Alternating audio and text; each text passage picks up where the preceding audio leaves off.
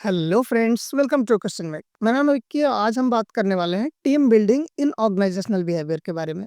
इस वीडियो में हम समझेंगे टीम और ग्रुप में क्या डिफरेंस होता है, टीम बिल्डिंग का मीनिंग और इम्पोर्टेंस क्या होता है, स्टेजेस ऑफ टीम डेवलपमेंट क्या होते हैं, इफेक्टिव टीम के कैरेक्टरिस्टिक्स क्या होते हैं। साथ ही हम जानेंगे टीम बिल्डिंग के बेनिफिट्स और चैलेंजेस को भी, और मैनेजर का क्या रोल होता है टीम बिल्डिंग में, ये भी हम समझने वाले हैं।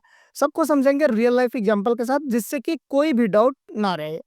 तो सबसे पहले हमें जो समझने की जरूरत है वो है टीम वर्सेस ग्रुप। टीम क्या होता है और ग्रुप क्या होता है, दोनों में डिफरेंस क्या होता है वो समझेंगे हम सबसे पहले। तो देखते हैं, ग्रुप एक कलेक्शन होता है इंडिविजुअल्स का, जो एक साथ काम तो करते हैं लेकिन गोल उनका अलग अलग होता है। वहीं टीम एक ग्रुप ही होता है, लेकिन उनका गोल जो होता है वो ओरिएंटेड होता है, यानी अलाइंड होता है सबका गोल, कि एक ही गोल पे काम कर रहे हैं। शेयर्ड गोल और इंटरडिपेंडेंसी होती है। एग्जाम्पल से समझे तो अगर एक क्लास में स्टूडेंट्स अपना अपना प्रोजेक्ट अलग अलग कर रहे हैं तो वो एक ग्रुप है। लेकिन वहीं अगर स्टूडेंट एक ही प्रोजेक्ट पे साथ में काम करते हैं एक शेयर्ड गोल के लिए, तो वो एक टीम है। तो ये डिफरेंस होता है टीम और ग्रुप में। ग्रुप जो है उनके पास अलग अलग गोल होता है, लेकिन टीम के पास एक ही गोल होता है और सब मिल के साथ काम करते हैं, सब एक दूसरे के ऊपर डिपेंडेंट होते हैं। अब हम समझते हैं टीम बिल्डिंग का मीनिंग और इम्पोर्टेंस क्या होता है। टीम बिल्डिंग एक प्रोसेस है जिसमें इंडिविजुअल्स को डेवलप किया जाता है ताकि वो एक कोहेंसिव, कोलेबोरेटिव और इफिशिएंट टीम बन सके। टीम बिल्डिंग ऑर्गेनाइजेशन के लिए बहुत जरूरी है, क्योंकि कोऑर्डिनेशन और ट्रस्ट बिल्ड होता है, कम्युनिकेशन इंप्रूव होती है, प्रोडक्टिविटी और क्रिएटिविटी इंक्रीज होती है, कॉन्फ्लिक्ट रिड्यूस होते हैं। इसलिए टीम बिल्डिंग बहुत जरूरी होता है।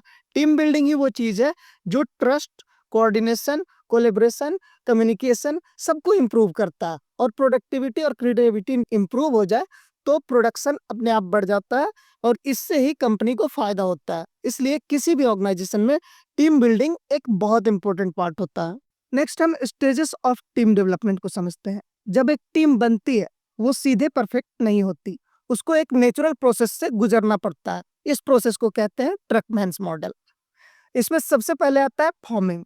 यहाँ मेंबर एक दूसरे से पहली बार मिलते हैं, रोल और रिस्पॉन्सिबिलिटी क्लियर नहीं होते, सब लोग कॉन्शियस होते हैं और अपनी अपनी इमेज बनाने की कोशिश करते हैं। नए प्रोजेक्ट टीम बनाया जाए तो सब मेंबर सिर्फ अपना इंट्रोडक्शन देते हैं, अभी काम शुरू नहीं हुआ होता है। दूसरे स्टेज पे आता है स्टॉर्मिंग। सब मेंबर अपने अपने आइडिया प्रपोज करते हैं, इस वजह से डिसएग्रीमेंट और कॉन्फ्लिक्ट होना शुरू होता है। यहाँ लीडरशिप की जरूरत होती है ताकि कॉन्फ्लिक्ट को कंट्रोल किया जा सके। एक मीटिंग में हर मेंबर अपनी स्ट्रेटेजी सजेस्ट करता है, एक मार्केटिंग सजेस्ट करता है, एक कॉस्ट कटिंग सजेस्ट करता है, और इस वजह से क्लैश होने लगता है, जहां लीडरशिप की जरूरत पड़ती है। ये होता है स्टेज 2, स्टॉर्मिंग। स्टेज 3 आता है नॉर्मिंग। अब टीम अपने रोल और रिस्पॉन्सिबिलिटी डिसाइड करती है, ट्रस्ट डेवलप होता है और मेंबर एक दूसरे को सपोर्ट करना शुरू करते हैं। काम ऑर्गेनाइज तरीके से डिवाइड होने लगता है। टीम डिसाइड करती है कि रवि क्लाइंट से डील करेगा, प्रिया डेटा मैनेज करेगी और अंकित प्रेजेंटेशन बनाएगा। इस तरह से सबका अपना अपना काम डिवाइड हो जाता है और रिस्पॉन्सिबिलिटीज क्लियर होने लगते हैं। फोर्थ स्टेज आता है परफॉर्मिंग। यहाँ टीम फुल इफिशियंसी के साथ काम करने लगती है, कोऑर्डिनेशन स्ट्रांग हो जाता है और गोल्स को अचीव करना ईजी हो जाता है।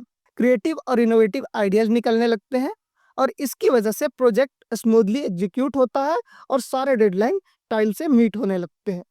अब फिफ्थ स्टेज आता है एडजर्निंग। जब प्रोजेक्ट कंप्लीट हो जाता है, टीम डिजॉल्व हो जाती है, लेकिन मेंबर्स का एक दूसरे के बीच बॉन्ड बन जाता है जो फ्यूचर में भी यूजफुल होता है।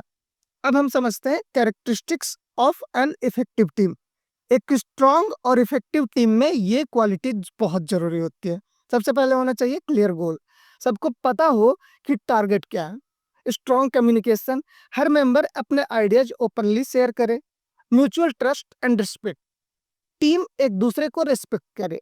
डिफाइंड रोल, कौन क्या करेगा ये क्लियर हो। Problem solving abilities, difficult situation में सॉल्यूशन निकालने की एबिलिटी होनी चाहिए।